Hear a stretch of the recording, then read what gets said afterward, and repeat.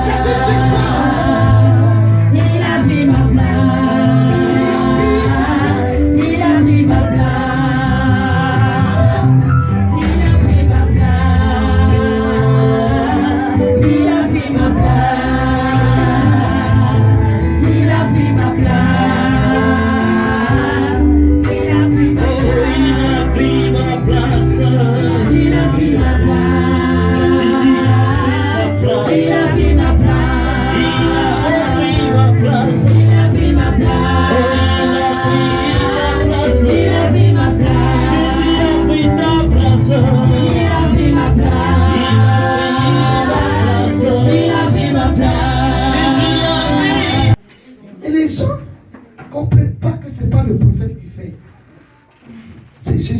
Amen. qui a pris ta place. Amen.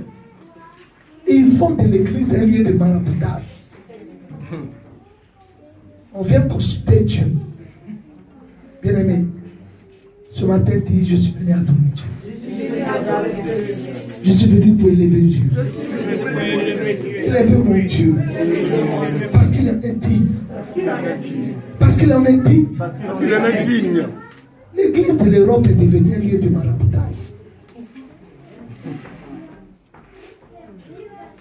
L'église de Jésus ne vit plus par la foi. Mais il faut connaître plusieurs réseaux pour savoir que je suis à la bonne place. Il me faut connaître tous les prophètes du monde. Hier, je suis allé chez une de mes filles qui est mariée à un blanc, un Gaulois, et qui est en train d'écouter un message sur comment se délivrer de la sorcellerie. Je lui dis, mais donc toi, tous les jours, les sorciers sont dans ta maison. Je lui dis, mais écoute l'adoration. J'étais avec la diaconesse Marie. Raïs, elle était dehors, c'est ça? Le chauffeur du jour était dehors. Je lui ai dit, mais c'est vrai que tu aimes Dieu. Mais ça ne démontre pas que tu aimes Dieu. Ça révèle que tu es toujours sous la domination. Eh bien aimé, lève-toi, secoue-toi un peu. Je ne suis plus sous une domination. Dis. Pendant que tu pousses, tu te libères. Je suis plus sur la domination. C'est quoi? Saute! Saute! Oui, je t'entends de sauter. Saute! Je ne suis plus sous une domination. Je ne suis plus sous une malédiction. Quand tu vas voir un médecin, là c'est un homme. Tu lui dis que la maladie a débuté depuis des années. Gloire à Dieu. Et le médecin te dit, on va faire un check-up, un diagnostic, puisque depuis toutes ces années, il n'y a pas eu de résultat. Dis-moi. Mais il y a des chaises derrière. Avancez bien, serrez-vous. Venez devant. Voici. Les premiers seront les premiers. Moi je dis les derniers ne seront pas les premiers. Parce que les derniers, il faut savoir comment ils viennent. S'ils viennent avec un esprit de conquérant, la radio. Alléluia. Le médecin va reprendre un nouveau check-up. Il dit aux malades, puisque tu as visité plusieurs médecins, moi je m'appelle docteur Tan Achille. Alors, le médecin va lui dire, voilà les ordonnances que je vous prescris là aujourd'hui. Allez faire telle radio, allez faire tel temps, prenez du sang, et tu te rends compte, le malade se rend compte que depuis toutes ces années, c'est les mêmes ordonnances qui lui sont attribuées. Donc il est là, il est abasourdi, il est abattu. Pourquoi? Parce qu'il se rend compte qu'il n'y a pas de résultat. Dis-moi, maintenant, c'est ma saison.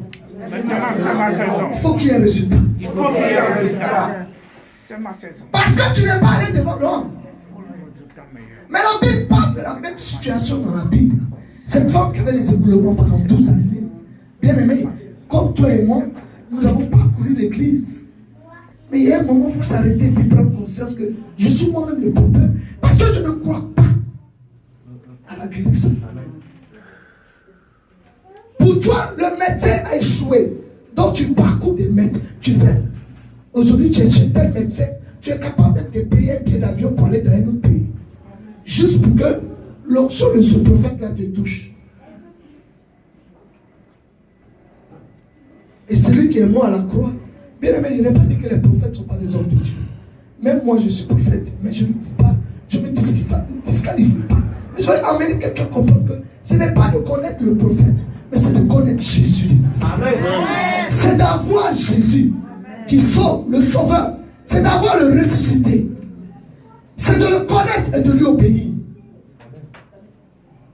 Alors nous, chrétiens aujourd'hui, on parcourt les églises en recherchant toujours le même diagnostic.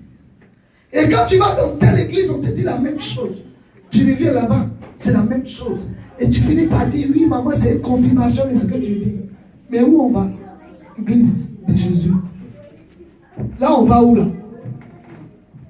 On est devenus des marchands comme la vieille Chine de Babylone. On s'arrête ici, on vend. Tu t'arrêtes au carrefour de l'église, tu dis, ah mon cher, je connais tel homme de Dieu là, tu peux venir à l'église, mais moi je te connais un homme de Dieu là. Il est fort. Je t'ai pas dit de quitter ton église. Gloire à Dieu. C'est des ignorants, des insensés. Mais nous venons devant Dieu. Par la grâce nous localise.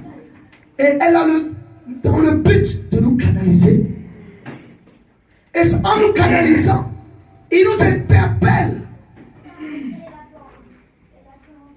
Je vais bénir le nom de Dieu pour mon époux qui n'est pas là ce matin. Le glorieux. Amen. Amen. Il est au travail. Que Dieu fasse que son âme soit en paix. Amen. Je prie que l'onction le garde là-bas. Amen. Amen. La loi de l'esprit. La loi, comme tout à l'heure, je lisais dans un passage de la Bible hier, dans notre prière de familiale, sur les Romains. Il y a un verset qui nous a dit, si le corps n'a pas l'esprit de Dieu, il ne peut porter des fruits. Amen. C'est dans le livre de Jacques 2, verset 26. Donc pour dire que la foi sans les œuvres, elle est vaine. La loi de l'esprit, elle a été donnée. Christ nous dit, nous avons été rachetés. Et nous révèle que sa substitution à la croix nous a donné une position de co-héritier. Mais aujourd'hui, on est toujours en train de remettre en cause notre délivrance.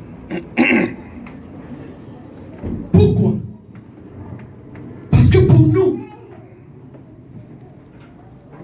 c'est une histoire qui vient de passer. Bien aimé, l'église n'est pas une histoire. L'église a été toujours, est partie toujours du même fondement qui est la parole de Dieu. Elle était bâtie sur la parole de Dieu. Notre fondement, c'est Christ. Notre rocher, c'est Christ. Jésus qui nous a sauvés, nous a conduits au rocher. Et Christ nous enseigne, le rocher nous enseigne. Pour bien être solide, pour demeurer solide sur ce fondement, il te faut renoncer. Et le Saint-Esprit qui nous a été donné va toujours s'attarder. Il va être toujours là. Attends que tu comprennes que la malédiction ne se dit plus. L'Esprit de Dieu voudrait que maintenant tu aies soif